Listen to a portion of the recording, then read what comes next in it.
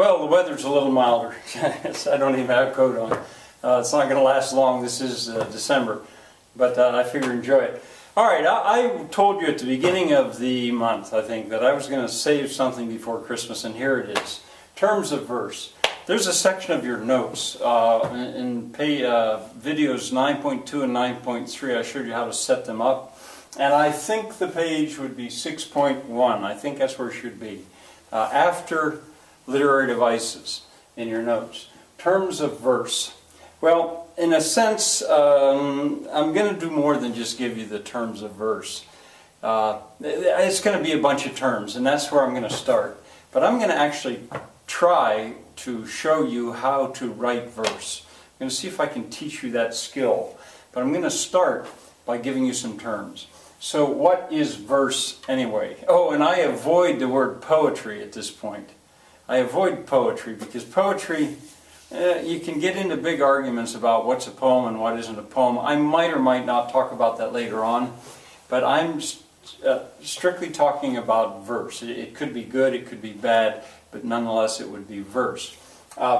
Instead of defining it, I say it's the ultimate literary device. If you can get control of verse, you really have a literary device at your disposal. You're going to respond to it anyway. I don't think there's anybody that doesn't respond to verse. But anyway, what is verse? Well, verse is language that can be spoken to a beat. Right now, if I set up a beat with my fingers snapping, that's a beat, and I'll talk about that in a little bit. But the language that I'm speaking right now does not fit that beat. It's got nothing really to do with the beat. Sometimes I wonder how I can do this. But what I mean is most of Shakespeare, when Romeo sees Juliet up there, he says, "But soft, what light through yonder window breaks? It is the east, and Juliet is the sun." Or, what's his name? Leonato, when he's sort of forgiving Claudio, he says, "Tomorrow morning come you to my house. And since you could not be my son-in-law, be yet my nephew. My brother hath a daughter, almost the copy of my child who's dead. Give her the right you should have given her cousin, and so dies my revenge." You see, that is verse. It doesn't rhyme. It's called blank verse, but that's verse. Most of Shakespeare at his best is verse. Most memorable poetry. There's that word, poetry. Someone can come up with something and say, "Here, I wrote a poem." And yeah, it's maybe great. But are you going to remember it? The poetry that people tend to remember is in verse.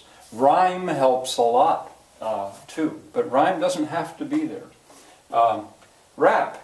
"The building is here, bricks fall to the ground. You see the homeboys all gather round. See the MC rapper sitting on steps, getting much respect because he holds the beats like this."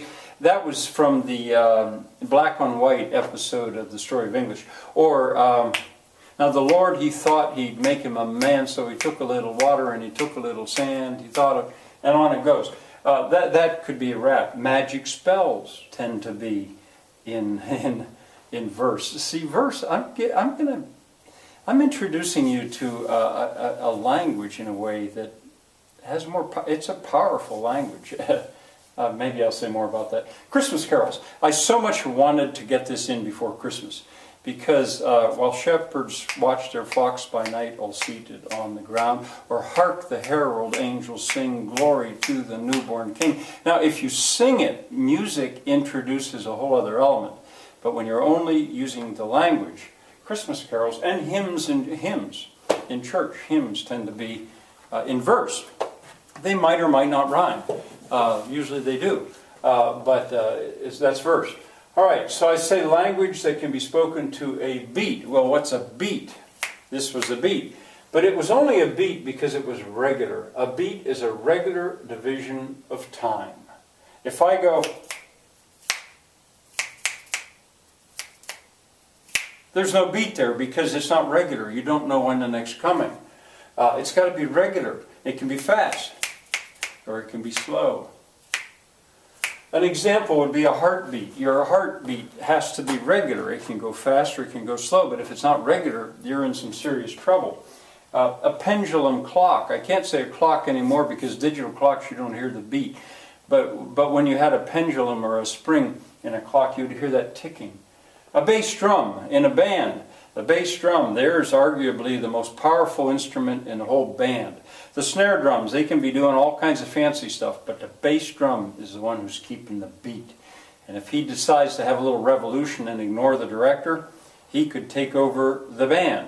Of course, if the director would fire him, I mean, the conductor sets the beat, and if he wants the beat to go fast, this is in 3 what I'm doing here, or if he wants it to go slow, he does it with his hand, it's regular. All right, now there's 2 kinds of beats that for our purposes. There's a strong beat and a weak beat. Well, a strong beat is a stressed syllable. I'm going to show you how to analyze this and how to actually write it, I hope. A strong beat is a stressed syllable. For example, married. Well, I put a stroke over the first syllable because it's stressed. I argue that anybody who speaks English has to hear that. Now, there are some languages that don't have stressed and unstressed syllables. I believe that Chinese is like that.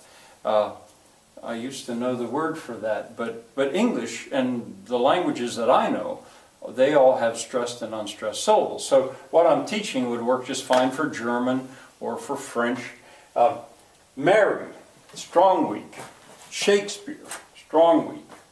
Otherwise it would be Marie or Shakespeare. Marie. Well, see there, I don't want you to think the strong beat always has to be at the beginning. It can be at the second. Marie. Well, a weak beat is an unstressed syllable. For example, I say ibid, same as above. There it is, E, Mary. You can almost not say it. Shakespeare. You can almost not even say it and you still understand the word. Those are weak beats. Now, finally, this is just an introduction into this. Scansion, and I think it's a C, it might be an S. Scansion is the art of showing strong and weak beats with strokes and scoops. Strong is a stroke and scoop. And so if you have something like this, "'Twas the night before Christmas, and all through the house not a creature was stirring, not even a mouse." Or, "But soft what light through yonder window breaks. Hark the herald angels sing." Anyway, if you can get so you can feel that with your hand and scan. I go through this usually pretty fast because I always worry that I've got some students who maybe simply can't hear it. And I don't understand how they could not hear it. But, all right, there's an introduction to the wonderful world of verse. It's going to take us to some pretty interesting places.